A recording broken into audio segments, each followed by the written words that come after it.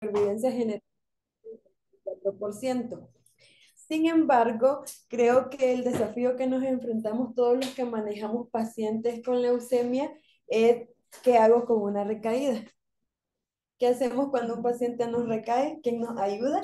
Y dependiendo de dónde estemos y del país que estemos, es el contexto clínico en cuanto al manejo y en cuanto al abordaje de estos pacientes y obviamente el pronóstico. Para no hacerles repetitiva las clases, creo que esta es una gráfica ya muy. Sí, se me manchó. Perdón. Esta es una gráfica muy común que ya todos los hemos visto en lo que hemos estado un mes y medio leyendo leucemia. Sabemos de que las leucemias se van a curar, como les decía al inicio de la clase, según total 16 hasta el 90%, y esto pues varía según la región geográfica que estemos. Sin embargo, pese a que las tasas de curación son exitosas, las tasas de recaída rondan entre el 15 al 20% de forma general o de forma global. Sin embargo, en países con menos desarrollo económico, el porcentaje de recaída va encima del 30%. Hablamos de México, Latinoamérica y todos nosotros. Eh, si se fijan, este es total 15, total 16. Vemos que desde total 15 las sobrevidas rondan entre el 85 y el 90%. ¿Qué pasa cuando adaptamos este protocolo a la realidad? Este es un estudio venezolano que se hizo del 2003 al 2007 con el uso de un total 15 modificado, parecido a lo que usamos nosotros en AOTA, que es BFM modificado. Vemos de que las supervivencias generales y libres de eventos decaen incluso hasta el 10% la libre de evento y la supervivencia general entre el 19%. Entonces aquí donde vemos la diferencia abismal que comparan el mismo tiempo de estudio, el mismo protocolo, pero los resultados adaptados a nuestra población son muy diferentes, obviamente implicando todos los factores de riesgo que nos hacen que esta curva caiga súbitamente o decaiga súbitamente. Pero ¿qué pasa en México? Datos proporcionados por el doctor Hugo, vemos de que no alcanzamos el 90%. Si bien es cierto que no estamos como en Venezuela, perdón mis hermanos venezolanos, pero vemos de que ronda aproximadamente las tasas de supervivencia general entre el 50-60%, creo que estoy bien, de forma global, viendo también las características que tiene pues la población mexicana. Recordemos abandono de tratamiento, falta de apego al tratamiento, que contribuyen a que pues la supervivencia general no esté tan alta como quisiéramos todos. Luego, este es un estudio de que nos habla de los factores que implica, que realizó el COP, y la supervivencia que van a tener los pacientes después de una recaída.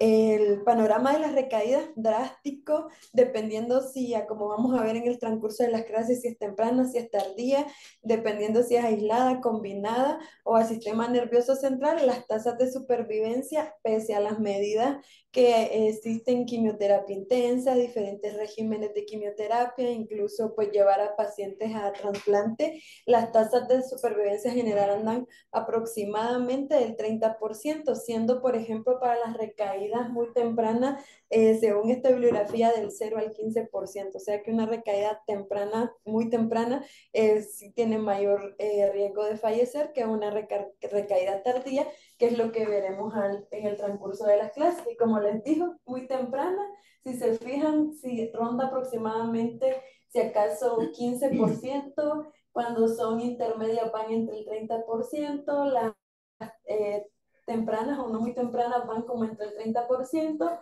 las tardías ya van queriendo mejorar incluso a cifras hasta del 40%, y dependiendo si es aislada o si es combinada, incluso las aisladas pueden tener sobrevidas aproximadamente entre el 50 y el 60% según la bibliografía consultada.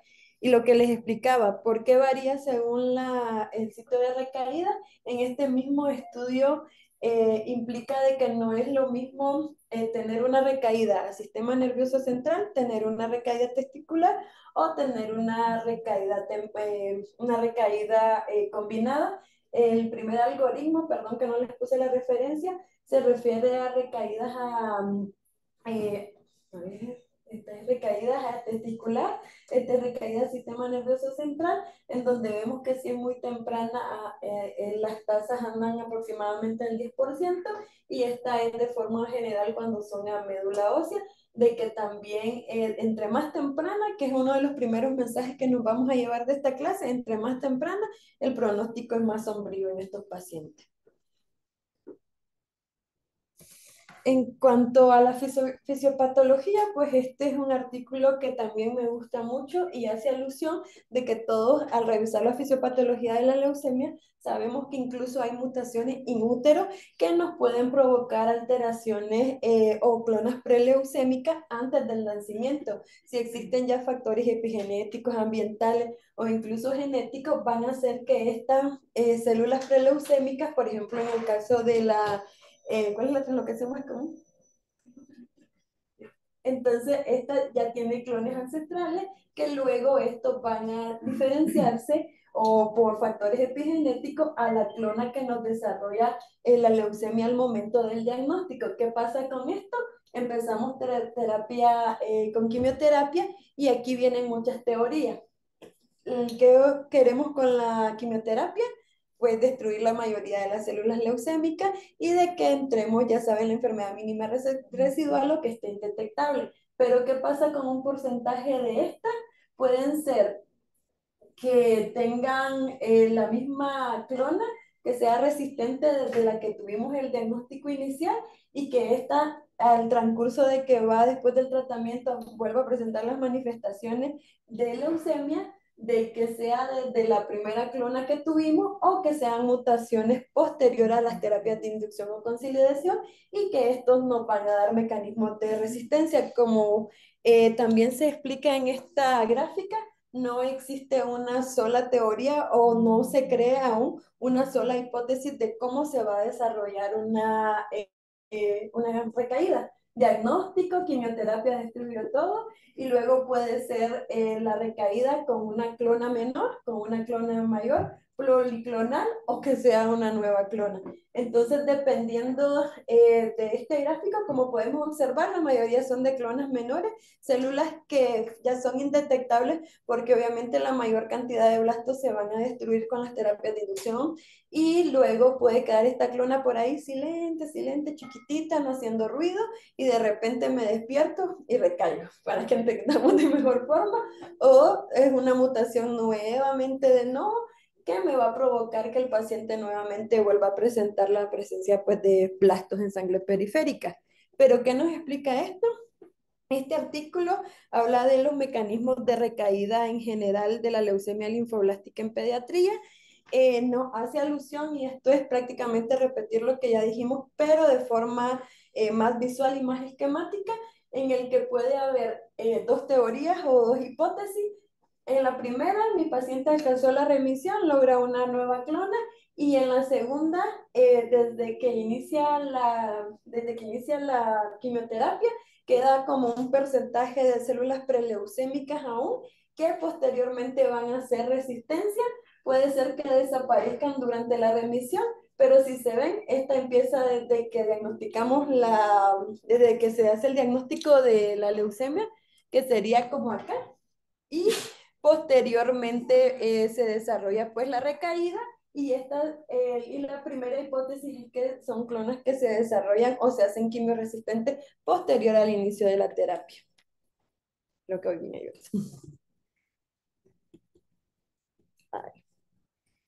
Eh, Otro factor que vamos a ver durante el desarrollo de las clases, tener una recaída de leucemia B no es lo mismo que tener una recaída de leucemia T, siendo en muchos de los protocolos que vamos a observar ahorita durante el desarrollo de la clase, la leucemia de células T, independientemente del tiempo de recaída, se considera como alto riesgo. Y en esta también se ha estudiado la clonalidad o por qué nos da leucemia por qué nos recaen las leucemias de tipo T. Entonces, al igual que prácticamente nos vuelve a repetir de que hay dos evoluciones, pero aquí, o dos hipótesis, pero aquí se refiere que, sobre todo en las leucemias de tipo T, pueden haber de tipo 1 o de tipo 2. La de tipo 1, pues son pacientes que prácticamente van a tener mutaciones o alteraciones en las interleucinas o la activación de la interleucina 7, y en la tipo 2 va a haber cuando hay alteraciones epigenéticas de base o cuando son alteraciones genéticas nuevas o combinadas con las anteriormente diagnosticadas, y se relaciona más, por ejemplo, MDRA y a TLX1 o a los genes que mencionó aquí anteriormente. Entonces, estos van a provocar de que, perdón, que haya un enriquecimiento también en las mutaciones de los genes que nos van a predisponer al cáncer, y haya fenotipos hipermutadores. Y la importante diferenciar de tipo 1 de tipo 2, de por sí las T son de mal pronóstico, pero las de tipo 2 tienen peor pronóstico que las de tipo 1.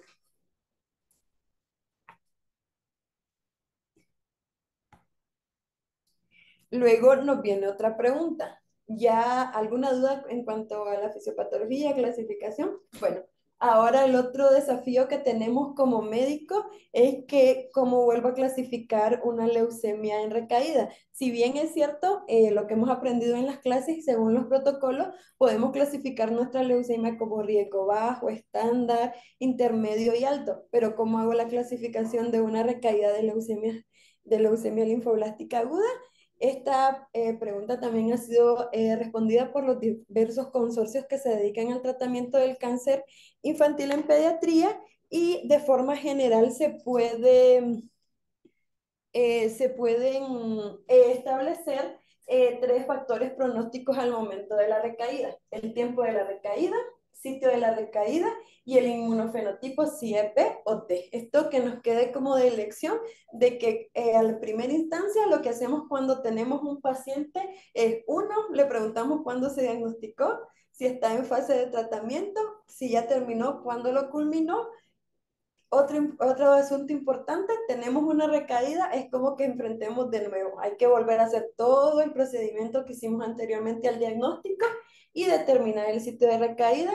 No menos importante, no obviar el examen físico. Recordemos que la leucemia tiene sitio santuario, sistema nervioso central. ¿Cómo lo vamos a hacer?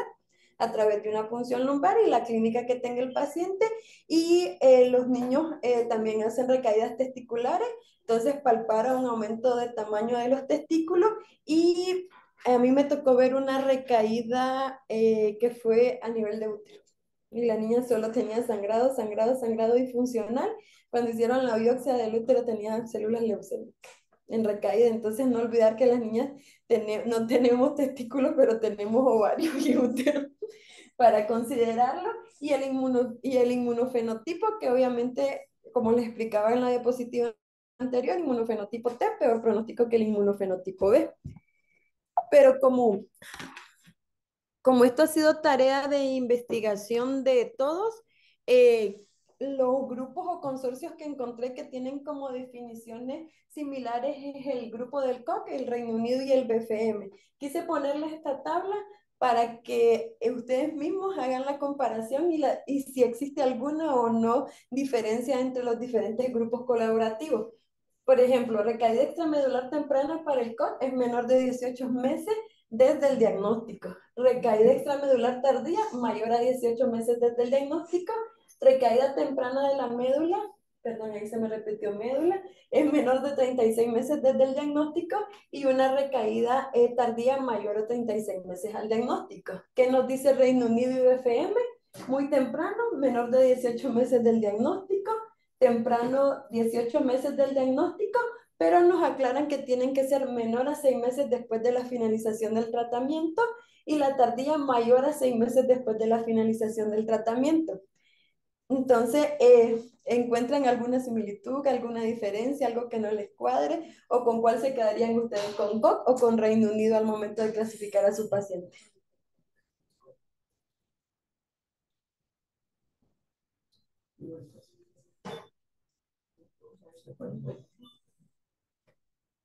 Pues yo creo que aquí, a mí en lo personal, no lo tomen, se me hace más fácil. pero eso ya como ustedes mismos están comentando es operador dependiente. No sé, el doctor Hugo si nos diga aquí como cuál. Es como alguien escuché que comentó acá, ¿no? Va a depender sobre todo del protocolo de recaída que vas a elegir, ¿no? Normalmente, como vas a usar la mayoría en el mundo que es de Reino Unido, es UK, Sí, además de que es fácil, es lo que probablemente vas a usar. Aunque si se fijan, realmente son idénticos, ¿no? Porque O sea, 6 meses después es casi 6 del meses. diagnóstico son 6 meses posterior al tratamiento. Entonces, generalmente son 2 años de tratamiento. Vas a caer en lo Más, sí, mismo, ¿no? Nada más el de San Jude es un poquitito distinto, pero realmente eso es casi igual. exacto, porque el desayuno habla ya si es extramedular, si es únicamente medular, y en el otro nos abarca el bolsón si son tanto extramedulares como medulares o si son combinados. A mí me gusta más, se me hace más práctico, pero es operador dependiente. Y para que notemos, si lo logran ver o lo amplío. Okay. Y esta es como les dije, pues vamos a estadificarlos también en riesgo bajo, riesgo intermedio o riesgo alto, pero depende del protocolo que utilicemos. Por ejemplo, COP nos clasifica en riesgo bajo, intermedio y alto, y obviamente todas las recaídas tardías ya nos caen en riesgo bajo. Y importante, si se fijan en esta tablita en general, unos toman en cuenta enfermedad mínima residual, otros no toman en cuenta enfermedad mínima residual, pero esto va a depender también de la disponibilidad o no que tengamos de enfermedad mínima residual.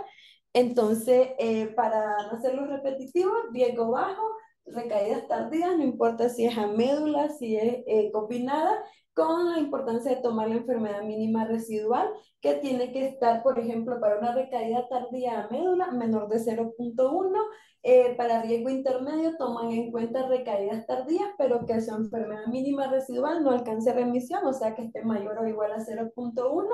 Y recaídas tardías extramedulares, teniendo aquí como punto de corte la enfermedad mínima residual. Posterior les voy a mostrar unos artículos de que hablan de la importancia de la mínima residual en el momento de tener un paciente con recaídas, riesgo alto, recaídas tempranas a donde sea, y las de tipo T, no importa el sitio y no importa el tiempo, son riesgo alto según Koch. Según BFM, nos clasifican en 4 grupos, bajo, intermedio, perdón, entre grupos bajo, intermedio y alto, y ellos toman S1, S2 y S3 y S4. Igual prácticamente si leemos todas estas clasificaciones, no se las voy a repetir porque si es tan larga, solamente es adaptarnos a la realidad que tengamos, al protocolo que usemos y ver en cuál de estos puede caer nuestro paciente. Luego tenemos este del Interrel 2010 que lo clasifica riesgo estándar y riesgo alto. Esto lo divide solamente en 2 grupos, dependiendo pues del tiempo de recaída, como les decía anteriormente, y del sitio de recaída y del inmunofenotipo que tengamos. Igual lo clasifica en riesgo estándar y en riesgo alto, no hacen hincapié para riesgo intermedio, que es como la diferencia entre los protocolos anteriormente de COC y BFM, que sí nos estratifican entre grupos de riesgo.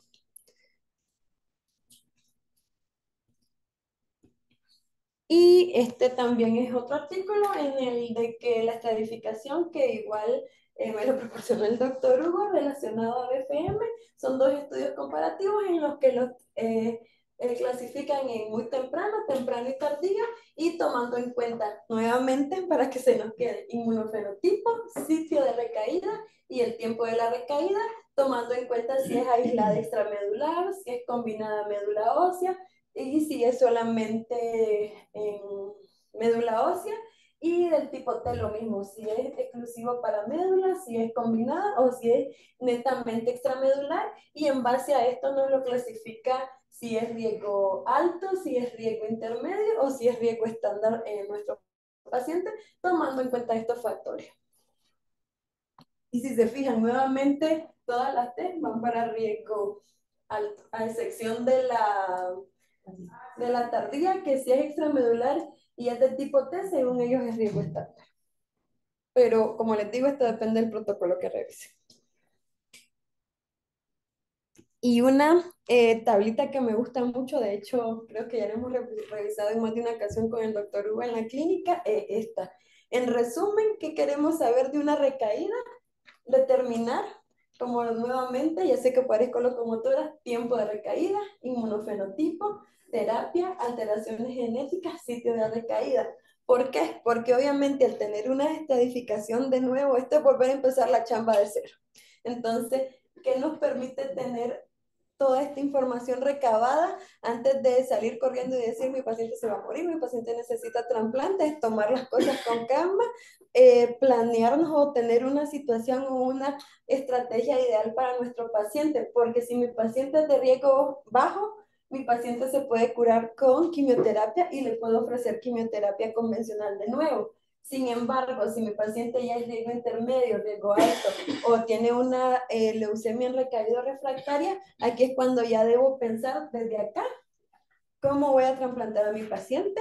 La terapia que podemos utilizar, obviamente, como puente antes del trasplante puede ser quimioterapia, puede ser inmunoterapia con blinatumomab, que eso lo va a explicar Valentina en su clase, o puede ser con Carticel si están disponibles, o ya aquí en este grupo de refractarias, de las recaídas refractarias, pues ya todos los fármacos en investigación que tengamos o los protocolos de investigación que tenga nuestro paciente, pero esta gráfica nos deja muy claro donde yo me puedo decir no le hago trasplante bajo riesgo. Lo otro, nuestra misión es llevar a nuestro paciente a revisión y conseguir un sitio que lo pueda trasplantar si no está disponible en nuestra unidad. ¿Alguna duda hasta ahí? Gracias. Creo que todos estamos familiarizados con esta tabla. Si recuerdan de qué protocolo lo han visto alguna vez. UCAL. De UCAL. Y aquí está la referencia en chiquito.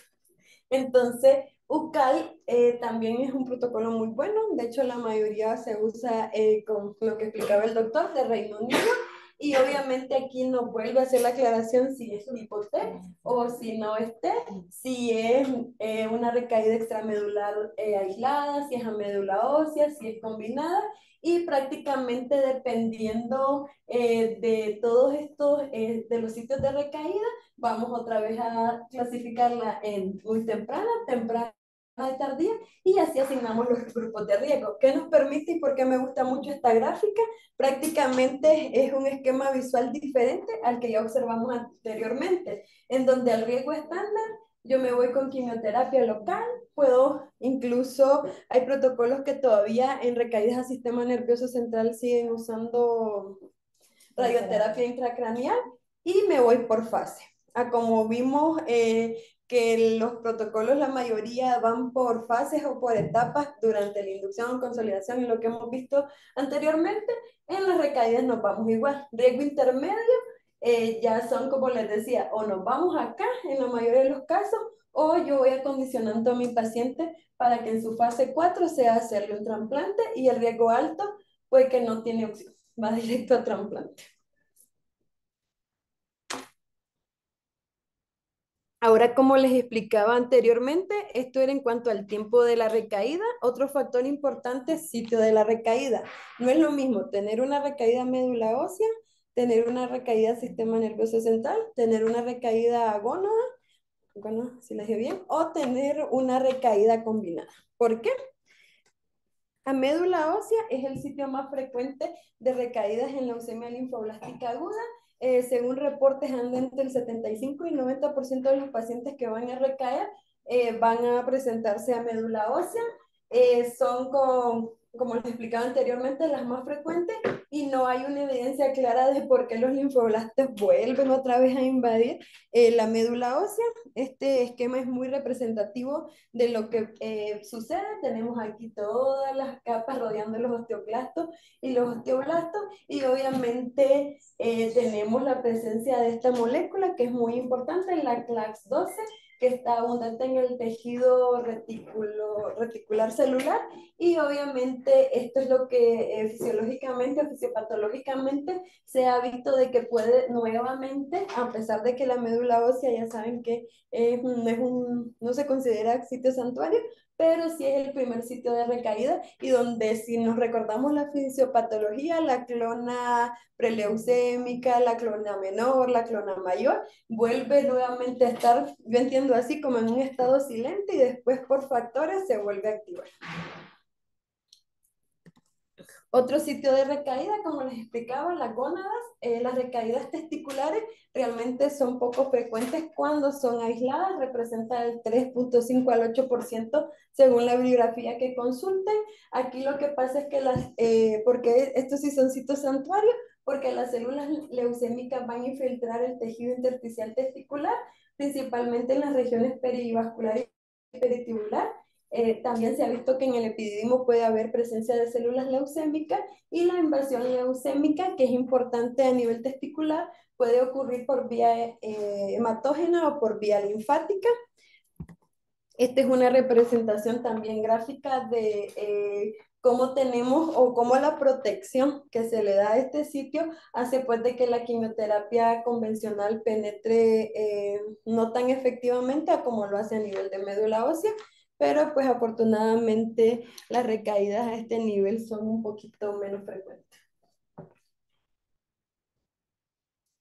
Y el sistema nervioso central, que las recaídas andan aproximadamente entre el 7,5 al 15%. Como nos explicaba bien en su clase Rina, pues ya saben que acceder al sistema nervioso central es un rollo debido a la barrera hematoencefálica. Entonces, pese a que hay estrategias para prevenir las recaídas al sistema nervioso central, todavía están presentes. ¿Cuándo la vamos a sospechar?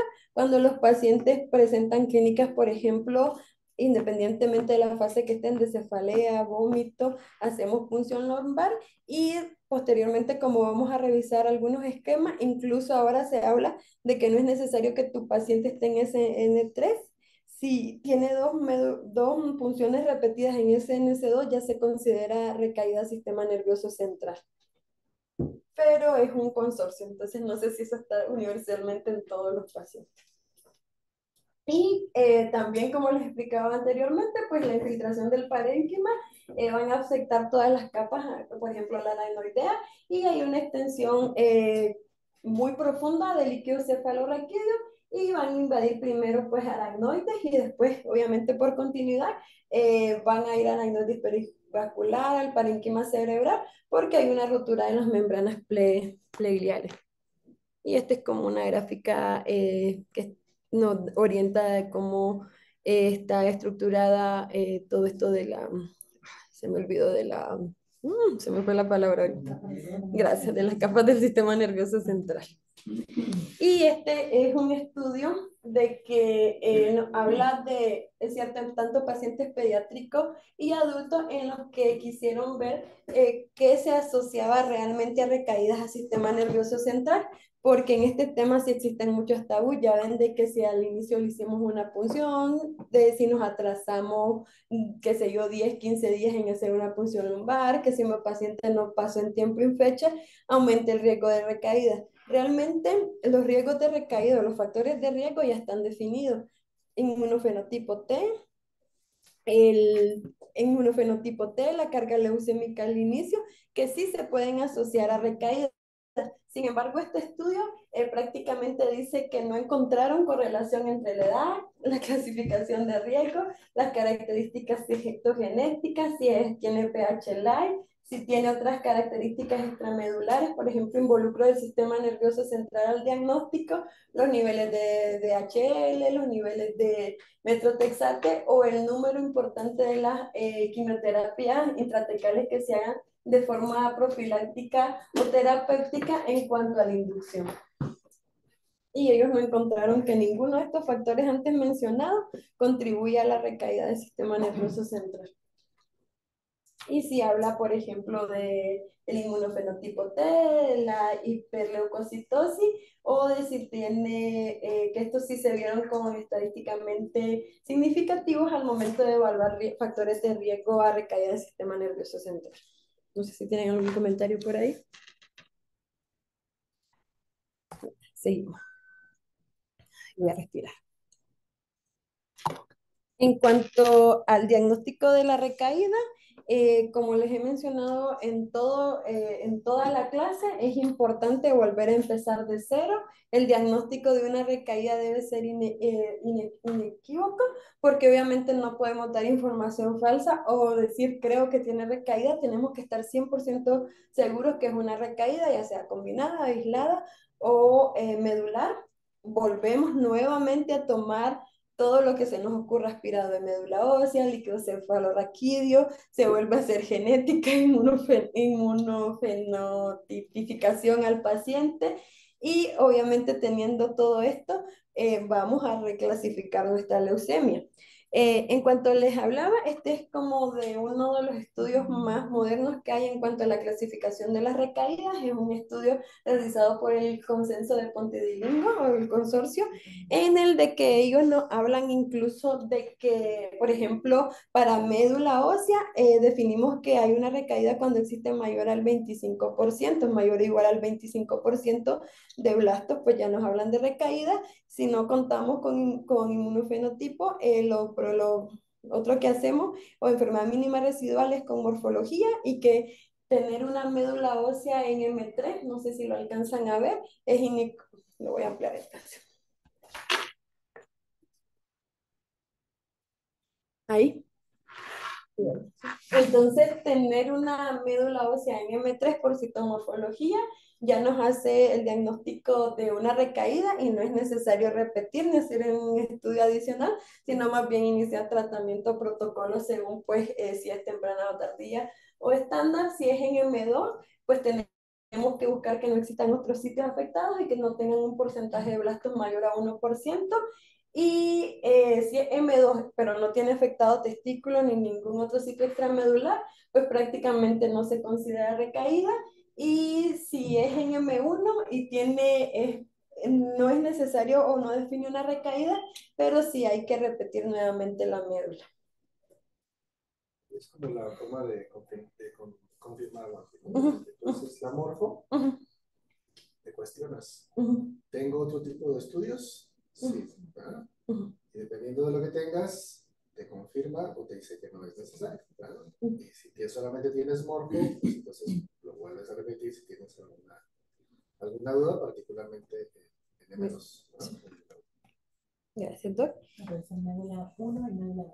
Exacto.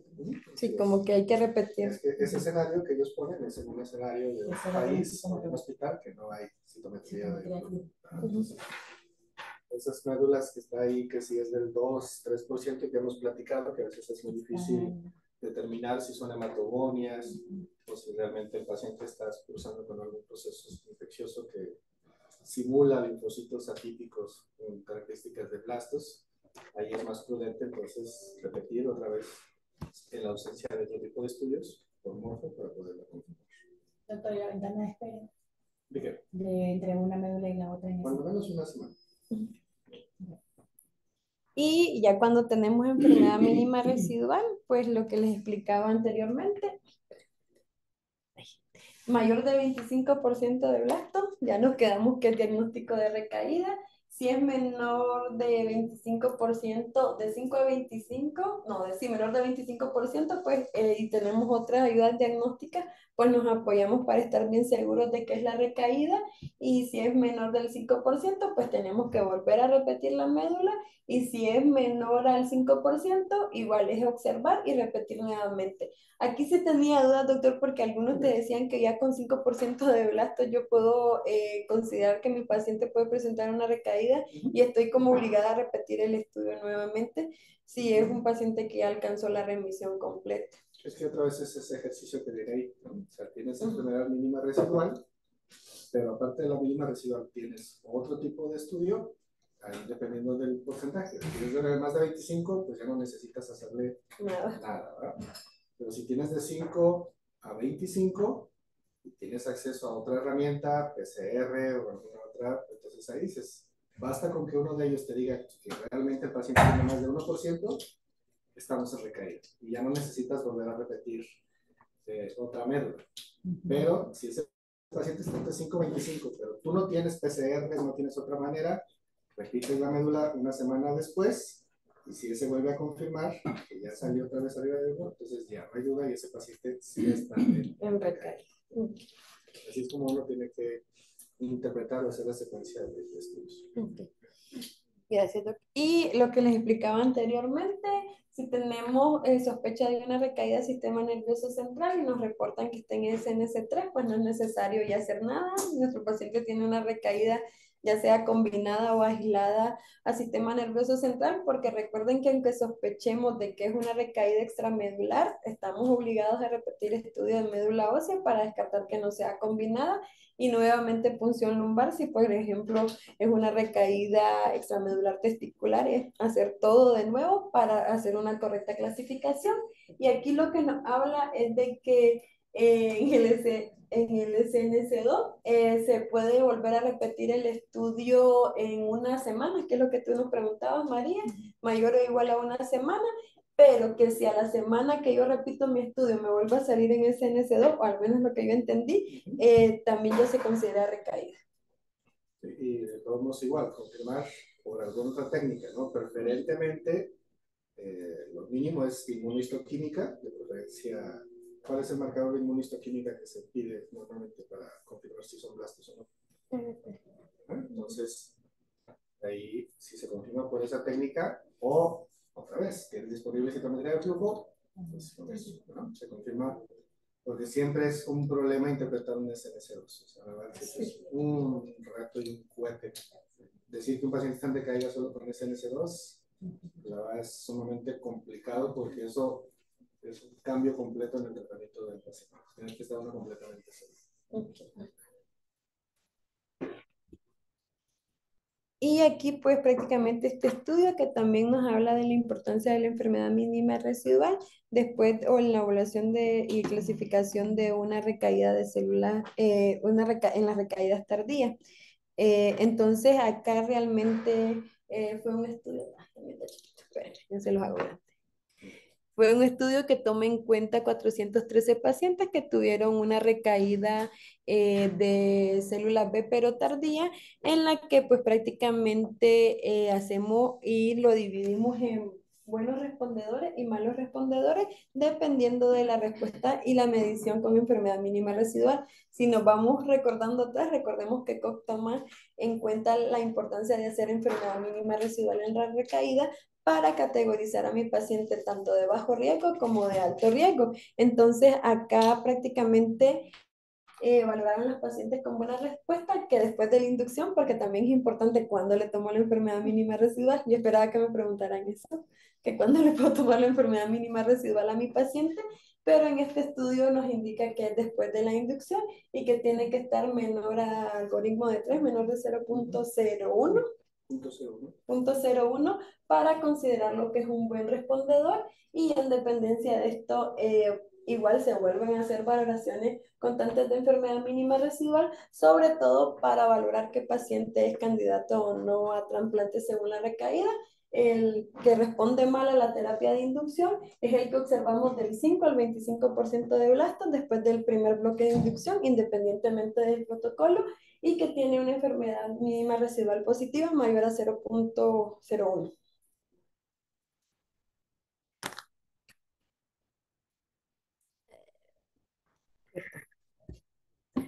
Aguántenme que son detalles técnicos. Ahí.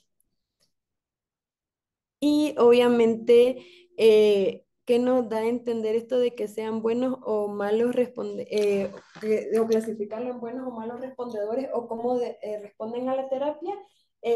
Impacta tanto en la sobrevida libre de evento como en la supervivencia general. Vemos pacientes que tienen una enfermedad mínima residual menor a 0.01, tienen supervivencia libre de eventos aproximadamente, según este estudio, del 75%, a diferencia de los que no logran una remisión completa en el bloque de inducción, de que las cifras incluso decaen hasta debajo de más o menos como en el 60%, según esta tabla de Kaplan.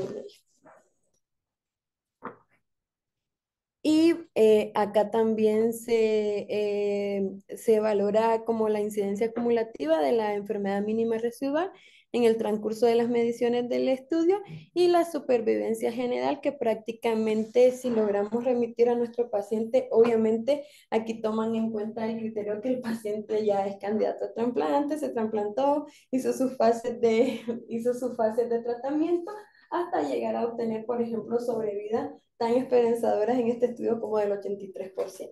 habría que pues adaptarlo a la realidad de nosotros, y con enfermedades positivas mayor a 0,01, pues la sobrevida anda aproximadamente general entre el 79%.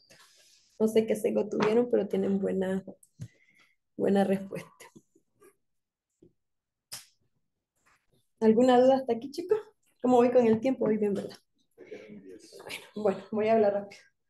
En cuanto al tratamiento, si algo quiero que se lleve a clase de algo a su casa de esta clase, es esta tabla. Vuelvan a clasificar a su paciente, sitúense si es riesgo alto, si es riesgo intermedio, si es alto o si es refractario, y en base a esto decidan qué hacer con su paciente. Ya luego les comento un caso. Y hay muchos estudios o muchos protocolos. Nosotros usamos UCAL, pero hay otras instituciones, y a donde vayamos en el resto de nuestra vida vamos a encontrar instituciones que manejan BFM, que manejan COD, que manejan protocolos, por ejemplo, AOK modificado, que ya les cuento en qué consiste. Y obviamente pues prácticamente todo, por ejemplo la LR3, que comparó el uso de, si uso mitrasantrona versus hidarromicina, y vieron pues cómo hay diferencias, tanto que en el brazo de mitrasantrona encontraron que había remisiones en el 64%, o sea que es superior a la hidarromicina.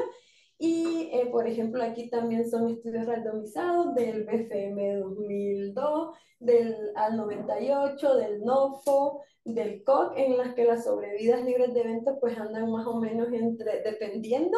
Por ejemplo, aquí del AL98 vieron que a las tempranas la sobrevida a 5 años es del 12%, y en las tardías el 35%.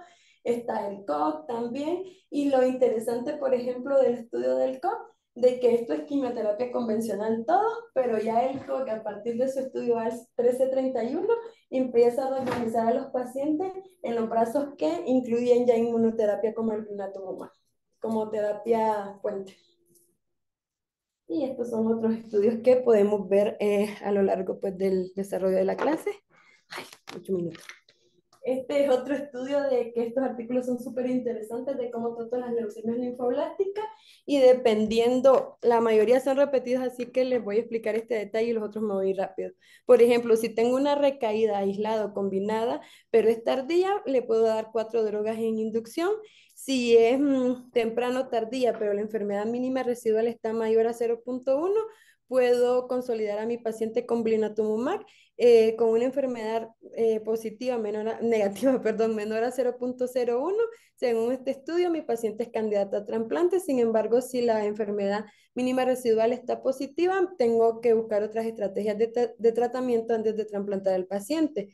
Si es una recaída tardía y está menor a 0,1, puedo dar quimioterapia nuevamente como por 2 años, como volver a empezar un protocolo, lo entiendo yo. Y, por ejemplo, si es una recaída aislada del sistema nervioso central, damos 4 drogas en inducción, y nuevamente el ejercicio, si es temprana o tardía, dependiendo de la enfermedad mínima residual. Con este estudio, por ejemplo, vemos que en las tardías usan quimioterapia, lo que les explicaba anteriormente. Es cierto que ya no se trata de usar irradiación craneal, pero sí, por ejemplo, cuando hay recaídas tardías al sistema nervioso central y es lo único que tenemos disponible, se puede utilizar. Y damos ciclos, por ejemplo, acá de reinducción, y obviamente pues este estudio hace hincapié de que la mayoría de estos pacientes pues van a ser candidatos a trasplante. Y si es una recaída de células T combinada o tardía, pues igual damos 4 drogas en inducción, podemos dar ciclos de quimioterapia, y en base a la mínima residual decidir si mi paciente es candidato a trasplante, o si esta sigue positiva, pues meterlo en alguna fase de estudio de que tenga alguna terapia blanca dirigida. O lo que está ahora en auge, pues que son las Ticarcel, pero no se pueden usar en las teclas. Y prácticamente esto no se lo voy a repetir porque el tiempo me gana, pero es como desglosado lo que les explicaba en el gráfico anterior.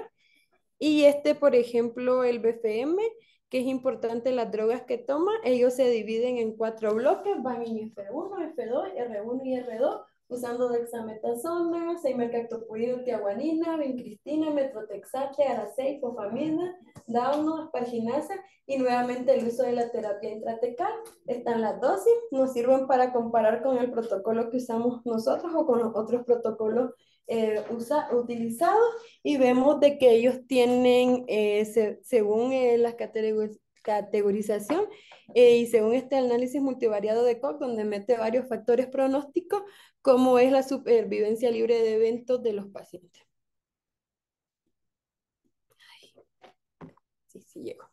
Y este prácticamente es el protocolo que usamos acá, que es el de Reino Unido, el UCAL. La importancia de este estudio realmente fue valorar la efectividad del uso de mitrazotrona en los pacientes que tienen una primera recaída. Lo importante de este estudio va por fase. Hay que hacer hincapié que como es el que utilizamos, sí tenemos que estar muy claro cómo va la administración de la droga. Por ejemplo, el uso de pega-asparginasa, pues no lo tenemos que sustituirlo por lo que tenemos, que es la asparginasa nativa. También importante la infusión de metrotexate, y se los digo a experiencia, nosotros cuando venimos acá, y el doctor Hugo casi se infarta cuando se dio cuenta, poníamos el gramo de metrotexate en 4 horas.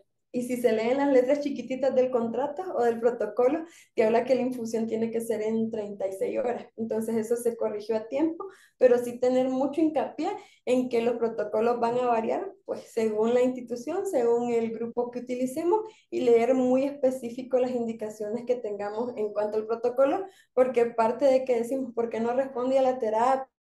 ¿Por qué le doy UCAL y mi paciente no mejora? ¿Por qué mi paciente sigue con blastos y ya le di el primer ciclo de inducción? Depende de cómo administremos nosotros los ciclos de quimioterapia y recordemos que los indicamos somos nosotros, la enfermería. Y importante, con CAR, pues tenemos fases de tratamiento. Yo he visto muchos pacientes que llegan a la semana 9 y 12 y no sé si va de más, pero si ven la fase 4 es cuando condicionamos el paciente prácticamente para mandarlo a trasplante. Que aquí pues por la situación que tenemos todavía pues prácticamente creo yo nos saltamos la fase 4 y nos vamos a la fase 5 y 6 de tratamiento, que sí tenemos pacientes, yo conozco pacientes que van por acá y están vivos, están bien, pero en el mundo ideal estos pacientes deberían ser candidatos a trasplante. ¿Y qué nos llevamos a casa? ¿O qué me gustaría que se lleven a casa desde ahorita? Que la leucemia linfoblástica aguda en recaída sigue siendo un desafío para todos los médicos, difícil de tratar, y que las tasas de supervivencia están muy por detrás, a como observamos en la gráfica, a cuando tenemos un paciente con diagnóstico inicial. Considerar al momento de una recaída el tiempo desde el diagnóstico, entre más corto, peor. Sitio de recaída, médula peor que la extramedular, inmunofenotipo T peor que la B. Y nuevamente, para que se nos quede, ¿cómo le doy tratamiento a mi paciente? Bajo riesgo, riesgo intermedio, alto o refractario. Y lo que vamos a tomar en cuenta. Y ya, creo que terminé justo a tiempo. Gracias.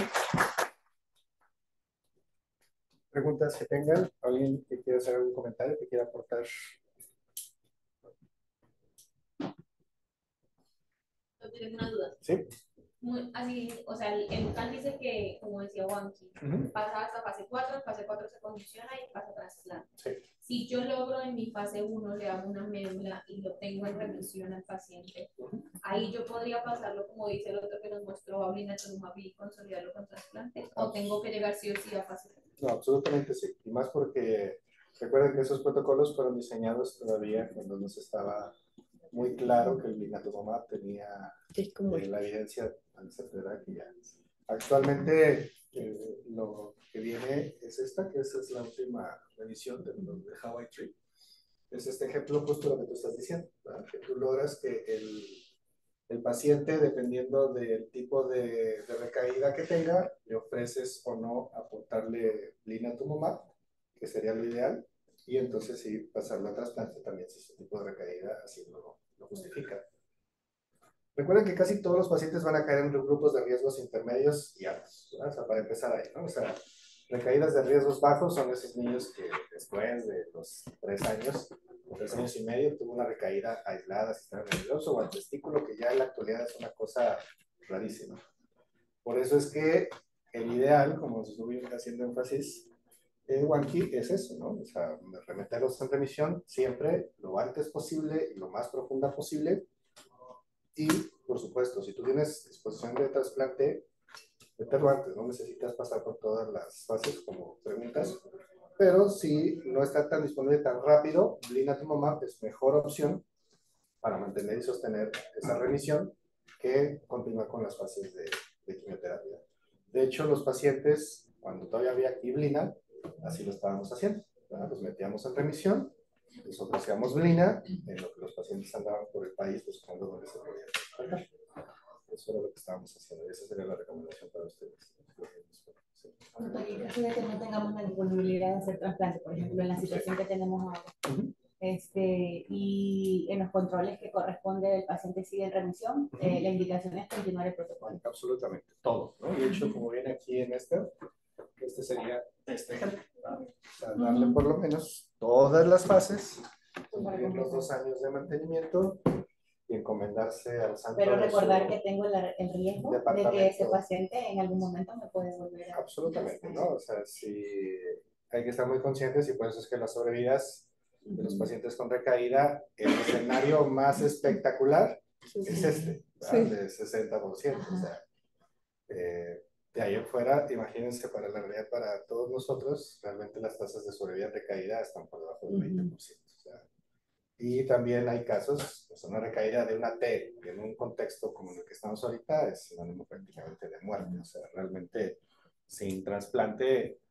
uno debe de considerar seriamente cuidados paliativos. Bueno, siempre, ¿verdad? En todos, cuidados paliativos, pero en este caso así como una primera línea, más que ofrecer darle quimio sola, ¿no? ¿Más preguntas?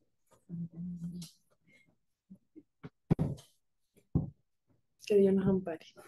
¿Mande? Que Dios nos ampare cuando tengamos una Bueno, y por eso, ¿se acuerdan de que yo les hago énfasis también en la consulta del ejemplo que les digo? Es hacer la tarea y las presentaciones a tiempo. Y lo mismo pasa con el tratamiento de leucemias. Si ustedes en la ventana y en la inducción hacen las cosas bien, en la consolidación y en el mantenimiento, las probabilidades de que tengan dolores de cabeza van a ser pocas. O sea, por supuesto que siempre habrá niños que se van a intoxicar y que tristemente aún en BFM y en San Jude y en todos lados, también hay niños que se mueren en remisión, o sea, y también recaen, ya ven, o sea, las recaídas existen en todos lados, están ahí alrededor del 15%, ¿no? O sea, eso, le den lo que le den en el país en el que estén, van a recaer los niños, eso no, y eso los va a acompañar a ustedes.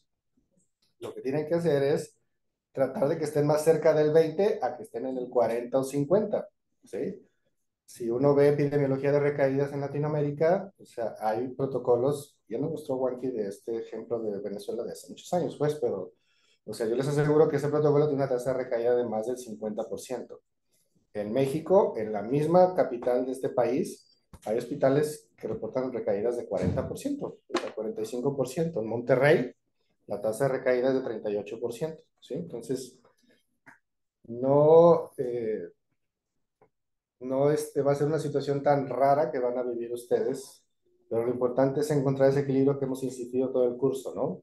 No matar al paciente en inducción, pero tampoco no, por temor, andar suspendiendo cosas que si ustedes se la van a pasar bien chévere en la inducción, se van a morir de la angustia en la recaída en el mantenimiento. Y ese niño, cuando les recaiga el mantenimiento, realmente no van a tener ya mucho más que hacer. Una recaída muy temprana, y eso también yo se los he dicho cuando ustedes vayan a rotar a los otros hospitales. Que un hospital tenga muchas recaídas durante mantenimiento implica que hay un verdadero problema. Y también les dije, si hay un hospital que tenga varias recaídas a testículo, también eso indica que hay un problema. Entonces, son cosas que uno se tiene que sentar a revisar sobre lo que uno está haciendo realmente con la intensidad del tratamiento en la inducción, porque eso les permite a ustedes sentarse y ver que realmente algo les está faltando ahí en la inducción o en la consolidación porque tienen un problema de mantenimiento. Y tampoco, como hemos bromeado, ¿no? Tampoco no volverse locos de andar dando un BFM 2017 con 7 drogas que dice que la tasa de remisión es del 99.8%, porque entonces van a caer como pajaritos sus bebitos, ¿verdad? Desnutridos y pues eso tampoco no es tan bueno. ¿Ok? ¿Más dudas? ¿Todo clarísimo de recaídas? Bueno, muchísimas felicidades, Wendy. Muchas gracias por la revisión. Gracias, doctor. Que tengan muy buen día a todos. Nos vemos. Y la tarea.